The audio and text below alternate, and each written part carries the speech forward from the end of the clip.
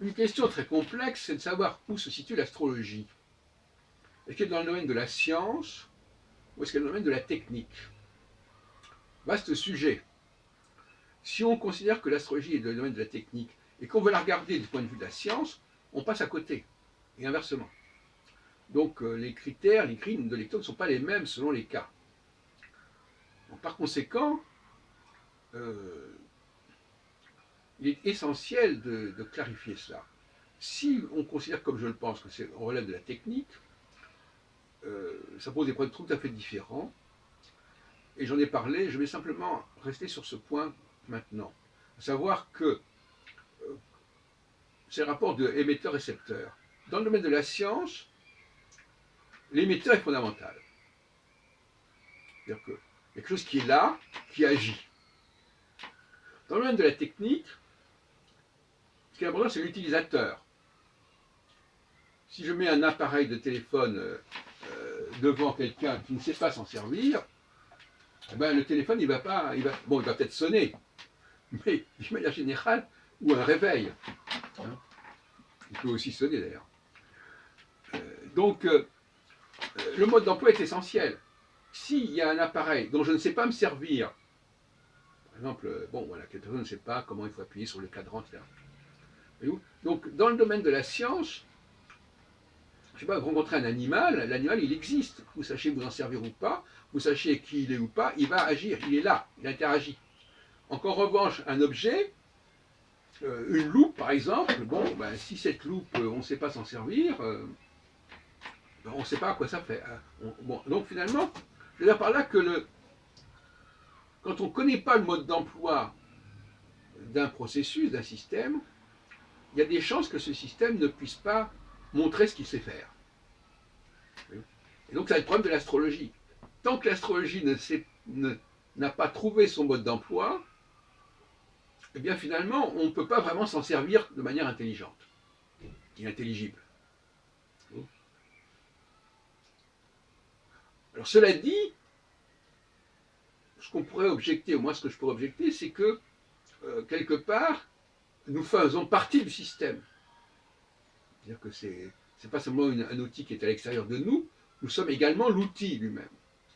Donc par conséquent, si nous sommes l'outil lui-même, peut-être que nous sommes actionnés par quelqu'un, par un dieu, par je ne sais quoi, qui nous fait fonctionner. À ce moment-là, on peut renverser les choses.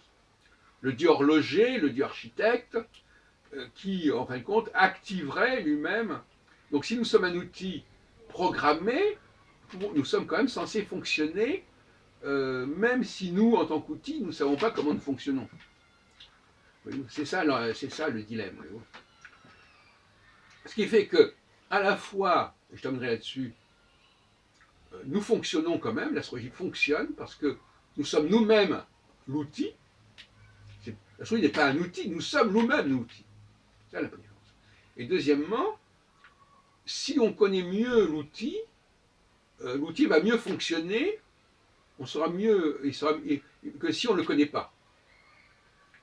Aussi, l'astrologie permet aussi, l'astrologie non pas en tant que phénomène, mais en tant que science, que savoir, permet de comprendre notre propre fonctionnement. Une société qui ne sait pas comment elle fonctionne quand même. Mais elle ne fonctionne pas de la même façon. Il y a un énorme déchet, il y a une énorme déperdition d'énergie. On peut voir par exemple les gens qui... Puisque finalement nous nous interrogeons, nous sommes un outil qui s'interroge sur lui-même. C'est bien, mais il dit beaucoup de conneries, l'outil, celui qui s'interroge sur lui-même et qui ne connaît pas son mode de fonctionnement, ben, il va réfléchir, il va dire tiens, est-ce que c'est ceci, est-ce que c'est cela, et pourquoi c'est comme ceci, comme ça. Donc il se pose des tas de questions. Ça ne change pas le fonctionnement de l'outil, mais ça crée une espèce de discours autour de l'outil qui est plus ou moins délirant. Hein, au sens de délirant. Délirant. Et par conséquent, il y a là un manque d'anticipation. Donc, avec le pour terminer, pour moi, l'astrologie, le mot a deux sens. C'est-à-dire, à la fois, c'est le fonctionnement même de l'humanité, qui est déjà l'astrologie en elle-même, et aussi, c'est le discours sur ce fonctionnement, qui est également de l'astrologie, ou de la méta-astrologie. Et l'astrologie fonctionne au premier degré, effectivement, puisque nous sommes nous-mêmes l'outil, et que cet outil, il est actionné quelque part, il est programmé. pas par nous, par une instance supérieure, si on peut dire, pas forcément les astres, hein, une instance, voilà, un concepteur, si on peut dire, un architecte.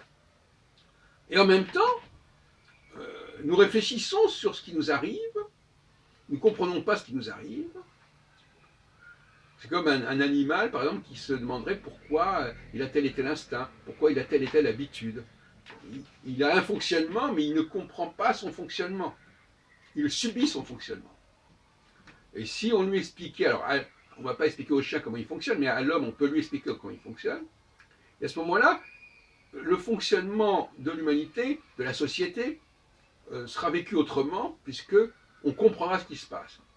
On aura conscience de ce qui se passe.